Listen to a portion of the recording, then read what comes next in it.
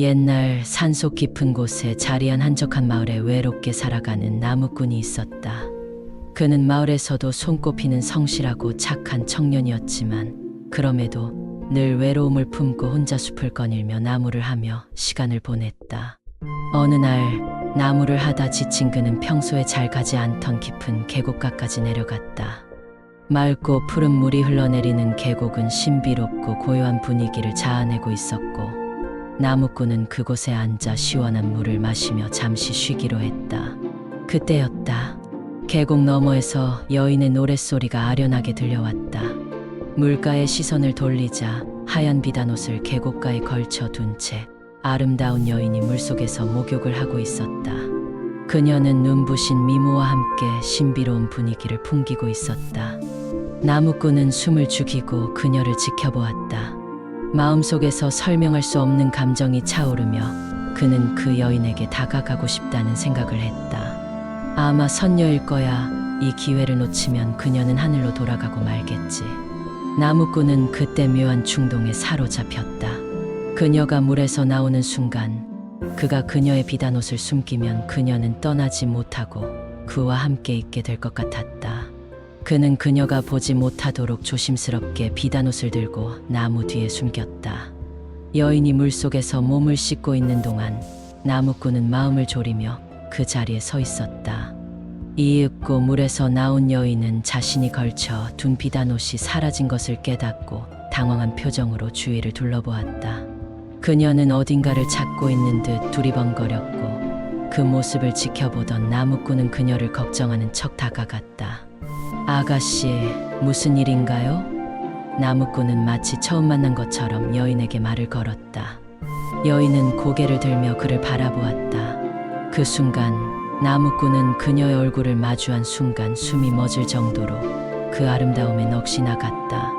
그녀의 눈빛에는 슬픔과 당혹감이 깃들어 있었다. 제가 입던 옷이 없어져 버렸어요. 이제 이곳을 떠날 수가 없게 되었네요. 그녀는 힘없이 대답했다. 그녀의 절박한 목소리에 나무꾼은 위로의 말을 건넸고 그는 친절하게 자신의 집으로 함께 가자고 제안했다. 처음에는 망설이던 그녀도 결국 그와 함께 나무꾼의 집으로 향했다. 나무꾼의 마음은 이미 그 여인에게 깊이 빠져 있었고 그녀가 떠나지 않고 자신의 곁에 머물게 된 것에 행복을 느꼈다. 시간이 흐르며 두 사람은 서로의 존재에 점점 더 의지하게 되었다. 마을 사람들은 나무꾼이 신비로운 선녀와 같은 여인을 아내로 맞아들인 것이라며 그를 부러워했다. 두 사람은 마치 운명처럼 함께 지내며 점차 서로를 깊이 사랑하게 되었다. 하지만 시간이 흐를수록 나무꾼은 그녀에게서 이상한 기운을 느끼기 시작했다. 밤이 되면 그녀는 혼자 창가에 앉아 어딘가를 응시하거나 알 수 없는 말을 중얼거리며 생각에 잠기곤 했다. 그녀의 얼굴에는 어딘가 처연한 슬픔이 깃들어 있었고 나무꾼은 그 이유를 알 수 없었다. 하루는 나무꾼이 잠들지 못하고 뒤척이던 중 그녀가 홀로 거울 앞에 앉아 속삭이는 소리를 듣게 되었다. 그는 조용히 방에서 나와 그녀가 있는 곳으로 다가갔고 그녀가 물을 담은 작은 그릇을 앞에 놓고 무언가를 중얼거리는 모습을 목격했다. 그녀의 손가락 끝에서 떨어진 물방울들이 그릇 안으로 뚝뚝 떨어졌고 그녀의 얼굴에는 억눌린 비탄과 한이 서려 있는 듯했다. 물속이 그리워 다시 그곳으로 돌아가야 해 그녀는 자신만 들을 수 있는 목소리로 중얼거렸다. 나무꾼은 그 말을 듣고 가슴이 철렁 내려앉았다. 그녀가 다시 물로 돌아가야 한다니 혹시 그녀의 정체가 단순한 선녀가 아니라 물에서 온 무서운 존재가 아닐까 하는 의심이 그의 마음을 어지럽히기 시작했다. 하지만 그는 두려움을 억누르며 그녀가 다시 평소처럼 돌아오기를 바라며 그 사실을 외면하려 했었다. 그러나 그의 불안은 점점 커져갔다. 그녀가 더욱더 밤을 지새우며 슬픔에 잠겨가는 모습을 지켜보면서 나무꾼은 결심했다. 어느 날 그녀가 집을 비운 틈을 타 그동안 숨겨둔 비단옷을 다시 꺼내 확인하기로 했다. 그 비단옷은 차갑고 축축한 느낌이 들었고 마치 물때가 낀 것처럼 얼룩이 진 곳도 있었다. 그 순간 그는 그녀가 더 이상 신비로운 선녀가 아닌 물에 얽힌 귀신일지도 모른다는 끔찍한 가능성에 사로잡혔다. 그날 밤 나무꾼은 두려움을 이기지 못하고 몰래 잠든 그녀의 방을 살펴보기로 했다. 조심스럽게 방문을 열고 들어가자 그는 방 안에 흩어진 물방울들과 함께 그녀가 중얼거리던 소리를 들을 수 있었다. 그녀는 평소의 아름답고 온화한 모습이 아니라 그를 올려다보며 섬뜩한 미소를 지었다.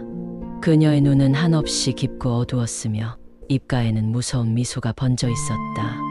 나무꾼님, 내 정체를 알게 되었군요. 이제 당신이 나를 가두었으니 나와 함께 있어야 해요. 그녀의 목소리는 차갑고 억울함이 서린 목소리로 변해 있었다. 그녀는 천천히 손을 들어 그를 향해 다가왔고 그의 몸은 차가운 기운에 얼어붙었다.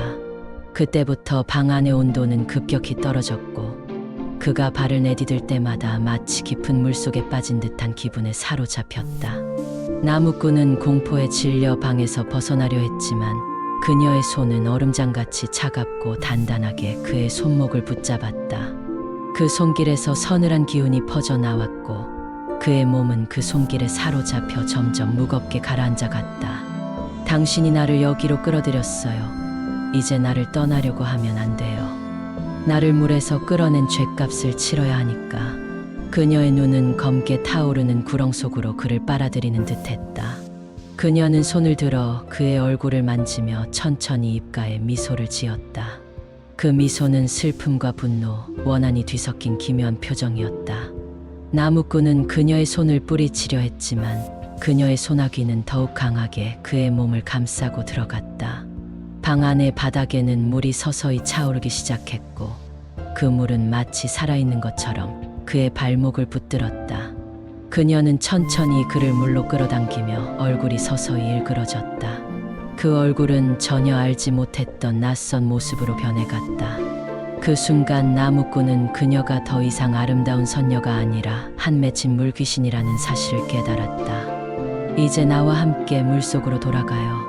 그녀는 한없이 차가운 목소리로 속삭였고 방 안의 물은 그의 몸을 감싸며 허리까지 차올랐다. 그는 필사적으로 발버둥쳤지만 그녀는 마치 물과 일체가 된 듯 그의 몸을 묶고 있었다. 숨이 막히는 듯한 고통 속에서 그는 그녀의 얼굴을 마지막으로 바라보았다. 그녀의 눈은 완전히 검은 빛으로 물들어 있었고 입가에는 기괴한 미소가 걸려 있었다. 물이 목까지 차오른 그는 필사적으로 마지막 비명을 질렀으나 그의 목소리는 물속에 삼켜져 허공으로 사라져 버렸다. 그 다음 날 마을 사람들은 나무꾼이 집에서 사라졌다는 이야기를 들었다. 마을 사람들이 찾아간 집 안은 축축하게 젖어 있었고 바닥에는 물이 고여 있었다. 나무꾼은 그 어디에서도 찾을 수 없었으며 그의 방 안에는 싸늘한 공기만이 남아 있었다.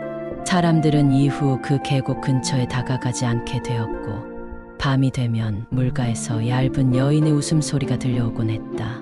그 계곡에서 물에 비친 형체를 바라보면 여전히 검은 눈동자로 누군가를 기다리는 여인의 모습이 보인다는 소문이 퍼지며 사람들은 계곡을 물귀신의 계곡이라 부르게 되었다.